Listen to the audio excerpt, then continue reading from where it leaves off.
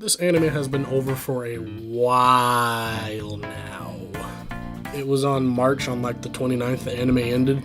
And then the video I did was like on January the 11th, like after the first episode came out. But here's my review on it to see if they improved from the first episode. But here we go. This video will be split into a few categories: the animation, the adaptation of the story, the character portrayal, and finally, overall thoughts on it as a whole, and do I recommend the anime or the manga? So let's get into it, why don't we? Another note, I won't be giving information on the series like I did the first time, but this time I'll leave a link in the description if you want to get some more light on the anime and the manga. So without further ado, let's actually start this review here. With me finally being able to have some time to do videos for the somewhat little time I have over spring break, I decided that after contemplating either to play Resonance of Fate or making the video I kind of put off, of course, I decided I was going to make this video instead of play Resonance of Pain. Now, the first time I criticized the animation on how it was a bit on the weak side, so I decided to go on ahead and mention it right now to some degree. The animation is still okay, and that's a bit of a compliment coming from me. It still seems pretty mediocre, but it still also seems like it's improved somewhere to some degree.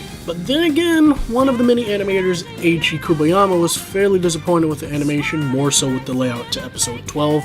I would elaborate on that, but that is not my field of division to take care of. Side note, the character designer for JoJo's Bizarre Adventure was disappointed with the anime industry. The world we live in, right? Anywho, the animation after episode 1 has some slight improvements, but the lip flaps from the opening is still pretty bad. The lip flaps are just horrible. Anyway, it improved to some multitude, but it's still mediocre. The reason I say this is because there's other series that were released in the same year that show promising animation, but don't crucify me just yet, boys. I'm just saying the show can be good, but the animation can still be shit. But let's look at some examples. One of these examples is Persona 5 the animation.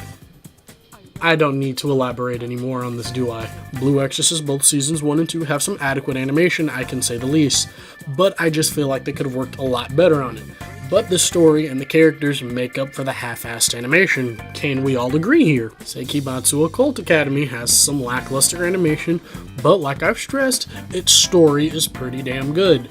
Imagine beating someone with a giant fucking wrench. Fairy Tail is probably like the living double negative. Shit story, shit animation, and most of all of the only decent things are the characters and some of the powers they present. Not only that, they have like a very shitty community with like the exception of like a few people. But yeah, fuck Fairy Tail. Now I'll be talking about the adaptation of story. Tezuka Productions covered only about 32 chapters of the manga, which I feel like they could have went for maybe 12 more episodes at the least, because I feel like they would have covered another good amount of story that way. I try not to be one of those people who try to banter about the lackluster anime adaptations and how they can pull away from the story, but I feel like with the half-assed animation and the way they kind of adapted the story, it could have been slightly better to some multitude. I feel like they don't stress the story enough in order to get the point across that Futaro is trying to get these girls to graduate. Instead, it feels like one of those harem anime where the protagonist can hardly advance the plot without the female leads being around. Now, yes, I understand that the quintuplets are central to the plot, but for our main focus is to get them to graduate. That is the set objective aside from the plot. Even though that the girls are essential to it, if you kind of just push them aside and you look at we need to get them to graduate, just a black and white preview of it, they need to graduate. It needs to be black and white. I'm trying to make it simple so you all won't look at me like I'm an idiot. But I also feel like they take most of the story and breeze it along, then finally to maybe get to the fan service or the romance parts, and then keep it pushing like the story doesn't even matter at some point in time. The reason I say this is taking into consideration what they did with episode 1. It felt like they were rushed and it was out of place and everything just kind of seemed forced. Let's take this into example, shall we? I went completely analytical with this, so let's go. Take when Futaro was introduced to all the girls after school. It seemed like that each and every one of them felt like they were quick and pressed to the next scene to get to the fan service. And don't say, well, they're working on a budget and they don't really have time, they only have 20 minutes to cover like 2 chapters, because that is an obvious hunk of horseshit. I timed it for the exact time we see Itsuki open the door for Futaro to the point we see Ichika's pleasant titty, and it came out to 1 minute and 37 seconds. Not only that, the exact scene with Futaro trying to get all the girls to study starts at 14 minutes and 14 seconds. The episode is about 24 minutes, so if we subtract 24 minutes and 15 seconds from exactly 4 minutes and 14 seconds, it will come out to 10 minutes and 1 second exactly. Obviously, the 10 minutes is obviously representing the time they have left for the episode, while the 1 minute and 37 seconds is the time it takes to get to Ichiki to get to see her kitty. So subtracting 1 minute and 37 seconds from 10 minutes and 1 second, it will come out and leave you exactly 8 minutes and 24 seconds to conclude the episode. So, in conclusion, all that time they had just to get to that titty, they rushed to get to the titty. And I cannot blame them. So for adaptation of story, I can say that it was a little poor and it was a little rushed, but it still kind of feels like it did in the manga, kinda. Like I said from the video like a few months ago, I stated that they gave a very black and white approach to the characterization to all the girls and with Futaro. Well, 11 more episodes ahead and it still seems to be the same way. Ichika is the assertive one, Nino is the tsundere, Miko is the cute shy waifu, Yotaba's a fucking retard, and Itsuki is, well, Itsuki. I can't really elaborate on that any more than what it is. Each of the 5 have some sort of air about them that has this unshakable hint of inflated ego that I really do not like. They almost seem bigger than Futaro. I mean, what I'm trying to say is that they stand out like a sore thumb, which is acceptable to 2 multitudes. Usually, in most cases, something can catch your eye if it stands out enough. Well, let's say for example you have a giant ass Snickers bar, but you don't notice the smaller, more or less desirable Snicker bar. So which one are you going to notice? The giant Snicker bar or the smaller Snicker bar? Which one? They're both of importance, but which one are you going to go to?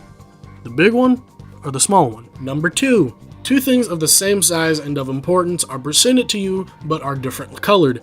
Obviously, your brain is going to go with the most shiny one that's presented to you. What I'm trying to say is that the girls are literally like a holy grail filled with blue pills while Futaro is the fucking red pill. I started to notice within 5 chapters of reading the manga that they started to take Futaro seriously to some regard and to some multitude.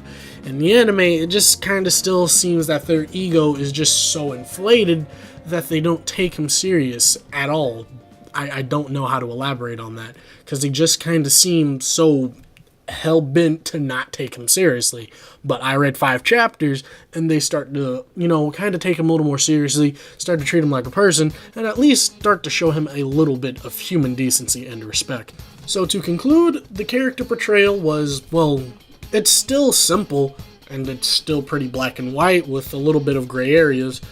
But I will say this much, they did a pretty good job. I do see a little bit of a slight improvement, but I also will say this much, that it could have been worked on a little more. I mean, you can kind of see that they didn't look at the source material, obviously. Here are my overall thoughts on it. Well, considering that I was happy with the anime adaptation when it was announced, I was still kind of pissed off and a little mildly perturbed with the things I saw in the anime.